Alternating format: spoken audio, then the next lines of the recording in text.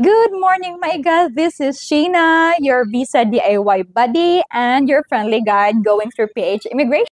Hi sa mga new followers dyan. I know I caught your attention because of the video na I reposted from last year.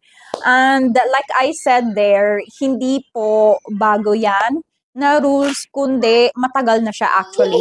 Na-expose lang siya last year because of what happened. Alam nyo na, nag-viral yun last.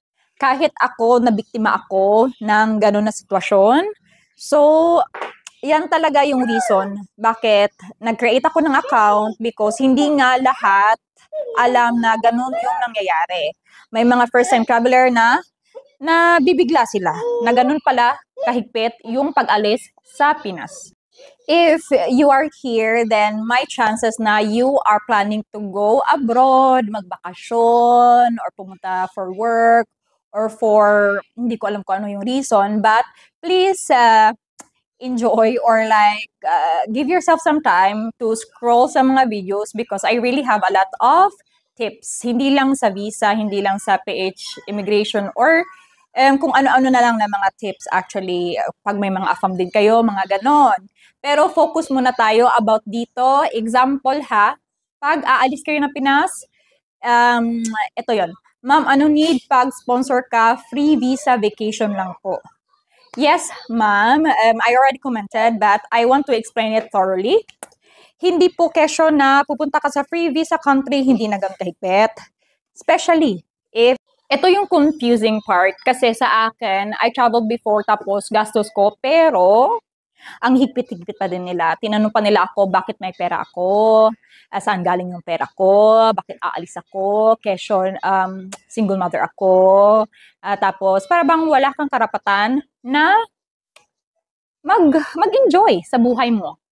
At ito, even if may mga sponsor ka or may sponsor ka, kailangan mo pa din ng mga papeles, a lot of papers actually. Proof na magkakilala kayo. Proof na kayang gastusan ng sponsor mo yung trip nyo. Proof ng round trip tickets. Proof ng kung saan kayo magsistay, kung saan ka magsistay. Proof ng itinerary nyo, kung ano yung mga plans nyo, kung ano yung mga gagawin nyo doon. Proofs ng strong ties mo. Strong ties. Yes, kailangan yun siya. Proof na either may income ka or may mga savings ka or okay lang naman wala kasi sponsored yung trip mo. AOS, Affidavit of Support. Ito, pinaka-importante pag may sponsor sa trip mo. Aside din sa mga documents, make sure na alam nyo paano sila sagutin. Alam nyo kung ano yung sasabihin nyo sa interview. For example, if ang tanong yes or no lang, yung dapat isagot, then yes or no lang din yung pagsagot nyo. Huwag na kayo mag-explain. If tatanungin kayo about reasons or what, then that's the time na mag-explain kayo. Huwag kayong very defensive. Okay? Kalma lang. Tapos, sagutin lang kung ano yung itatanong nila. Ibigay sa kanila kung ano yung hahanapin ng mga papeles. So, sa mga samples na mga pinagsasabi ko na dapat mong i-prepare kahit na free visa country, madami pa din siya actually. It's the same documents sa mga kukuha ng visa. For me, nag-aasikaso nga din ako ng sarili kong documents noon. I did DIY sa mga travels ko. Tapos, ayun nga, hindi yun exaggeration, okay?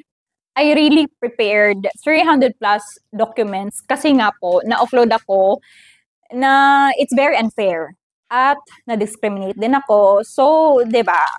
Yung trauma na ma-experience mo sa offloading, ibang-iba.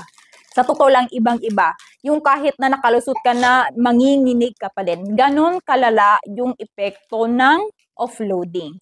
So, please, if magta-travel ka kung saan ka man pupunta, mag-prepare ka na lang ng yung mga samples ng mga documents na sinabi ko. Depende na din yan sa pag-prepare mo. Pero mas mabuti yung madami kang mapakitang proof para naman makumbinsi sila. Tapos, okay na.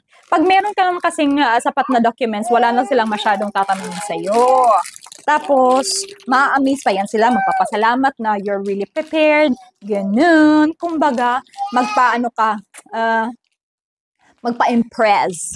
Kasi, magiging happy sila niyan.